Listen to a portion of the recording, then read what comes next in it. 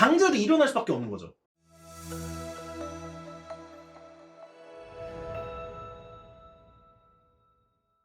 안녕하세요. 블랙시금치입니다. 오늘은 이제 또 굉장히 많은 사람들이 공감을 하실 거고 또 좋은 팁들을 가져갈 수 있는 시간을 또 준비해봤죠. 그쵸. 예. 네. 저희가 이제 게으름에 대해서 얘기를 좀 해볼 건데, 예전에 저희가 초반 영상에서 이야기한 적이 있을 거예요. 사업을 하게 되면 오히려 직장 생활보다 좀 생활이 불규칙해질 가능성이 있습니다. 누군가가 나를 제약하지 않으니까. 그러다 보니까 그 자기 생활 관리가 되게 중요한데, 결국에 이 부분이 이제 그 게으름과 연결이 되거든요. 그래서 게으름에 대해서 좀 얘기를 해보려고 합니다. 좋습니다. 게으름을 어떻게 하면은 좀 극복할 수 있는가에 대해서 좀 얘기를 해보도록 하겠습니다. 그 사업체도 운영하는 입장에서 어떤 네네네. 식으로 게으름을 극복하셨는지 궁금하네요. 이거는 제가 이제 공부할 때도 비슷했는데, 제일 중요한 건 습관을 만드는 것 같아요. 습관을 만드는. 네, 그래서 사람은 결국에 습관으로서 보여주는 거거든요. 맞습니다. 예를 들면은 아침에 몇 시에 일어나는가, 이걸 꾸준히 할 수 있는가, 그 다음에 아침에 일어나서 뭘 하는가, 이게 요즘에 이제 표현으로 루틴이라고 하죠. 그러니까 루틴의 행동에서 뭘 하고 있는가. 그러면 내가 만약에 시간이 남으면 뭘 하는가. 그러니까 이걸로 그 사람을 보여줄 수 있다고 생각하거든요. 그러니까 결국에는 게으름을 해결하려면 습관을 잘 잡아야 된다. 습관 자체를 잘 잡는다. 네네네. 그런 생각을 많이 하는데, 그러면 어떤 방식으로 사고를 해서 벗어나는가, 이런 것도 다 습관이거든요, 일종의. 그렇죠. 네, 그래서 그 습관에 대한 얘기를 좀 해보고 싶더라고요. 처음에 습관 형성하는데, 물론 많은 이제 심리학 책이나 자기계발서에서 얘기하는 것들이 있지만, 이거는 제 개인적인 그냥 얘기를 네. 하면, 저는 결국에는 그러니까 변화를 처음부터 욕심을 내지 말고 조금씩 하라고 많이 말씀드려요. 예를 들면 아침에 8시에 평균 일어나던 사람이 갑자기 새벽 6시나 4시에 일어나려고 하면 안 돼요, 이게. 하지만 많은 사람들이 그래요. 어떤 자기계발서를 보거나 유튜브에서 자기 그 동기부여 영상을 봐. 그 새벽에 일어나는 사람들이 그렇게 또 성공을 하는데 그럼 바로 4시에 일어나거든요. 그렇죠. 베스트셀러 중에서 그 어떤 변호사님 4시 반에 일어나는 거 이 책 있어요. 사실 뭐 같은 변호사로서 비판하고 싶진 않고, 문제는 뭐냐면 바로 그렇게 될 수가 없다는 거예요, 제 말은. 20대라고 하면 20년 동안 그렇게 살았으니까. 그렇죠. 그거가 살아온 시간이 있고, 그 굳어져 있는 패턴이 있고, 맞습니다. 내 뇌가 거기 그렇게 적응이 돼 있어요. 근데 그걸 갑자기 바꾸려고 하니 안 되는 거죠.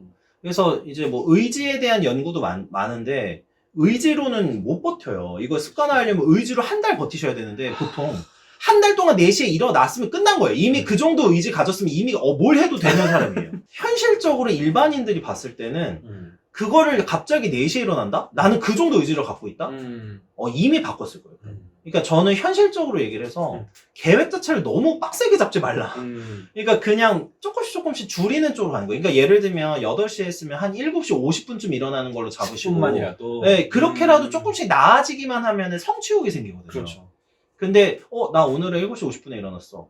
그 다음에 뭐 7시 48분에 일어났어. 그러니까 이런 식으로 해서 자기 기록을 하면서 성취감을 쌓는 게 저는 훨씬 더 습관 형성에 좋은 것 같아요. 양 사장님께서는 어떤 방법이 좀 있으신가요? 저 같은 경우는 몇 가지 이제 팁들이 있는데, 제가 개인적으로는 세분화, 목표를 세분화해서 그 목표를 성취하는 맛을 봐라. 이거거든요. 저 같은 경우는 일단 다 목표의 그 정도들이 있겠지만, 최후에는 결국은 그런 거예요. 뭐 최후에는 내가 몇백억을 벌겠다라는 목표가 있겠지만, 그걸 이루기 위해서 목표를 쪼개는 거죠. 계속 쪼개고, 그게 1년짜리 목표가 됐다가, 1년짜리가 또 이제 분기 목표가 됐다가, 또 한 달 목표가 됐다가, 하루 목표로 이렇게 많이 바뀌거든요. 저는 일단 숫자, 그 매출을 굉장히 큰 목표로 삼는 사람이기 때문에, 저는 이제 일주일 매출이라든지, 뭐 한 달 매출을 꼭 정해놓고 사는 사람이에요. 그러면 저는 사실 사업자나 프리랜서 분들에게 적용될 수 있는 저의 그런 팁인데, 월 매출 목표를 세우시는 게 가장 좋습니다. 예를 들어서 뭐 한 300을 벌겠다, 월. 300을 벌겠다 하면 한 주에 한 80 정도 벌어야겠죠? 꾸준하게. 그래서 그 80을 벌리면 어떻게 해야 될지를 생각할 수밖에 없어요. 이 목표를 세우면 방식, how to, 어떻게 그 목표에 이루는지 생각할 수밖에 없고, 그를 통해서 어떻게 영업을 하고, 어떻게 광고를 하고, 어떤 식으로 내가 견적을 짜서 줘야겠다. 뭐 이런 것들을 세워줄 수밖에 없기 때문에 이런 목표를 세우시길 꼭 추천드리고, 이게 사업뿐만 아니라 다른 습관을 만드는 거더라도 이런 식으로 세분화하는 걸 추천드리는 바입니다. 너무 좋은 얘기인 것 같아요. 사업이든 뭐 공부든 어떤 거든 다 목표 달성하는 거는 똑같은 것 같아요. 근데 좀 부지런한 생활을 아예 해보신 적이 없다 라고 하면은 처음에는 그 작은 거 하나하나로 쪼개야 될 것 같아요. 쪼개는 방. 예, 작은 거 하나하나 해서 그냥 내가 뭐 1페이지부터 10페이지까지 읽었다 그러면은 그것만으로도 칭찬 한 번씩 해주는 거죠. 나 이렇게 해서 잘 됐다. 근데 그 과정에서 즐거움을 못 느끼면 나중에 어차피 성적 보도 개판이거든요. 그렇죠. 그런 부분들도 많이 생각을 하게 되더라고요. 그리고 요거는 이제 제가 책에서 보고 한번 실천해 봤었던 거가 있는데요. 일부러 열심히 하고 계획을 할 수밖에 없는, 그러니까 그런 환경을 내가 만드는 거예요. 아예. 예를 들어서 어떤 분이 이렇게 했대요. 네.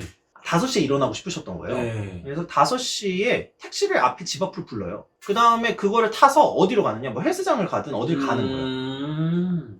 강제로 일어날 수밖에 없는 거죠. 훌륭하네요. 네. 그리고 뭐 강제로 그런 환경을 일부러 내가 스스로 만들어주는 거랑 외부적으로 그런 모임이나 환경 같은 거를 일부러 만들어준다. 그리고 강제로 일어날 만한 어떤 유인을 제공해준다.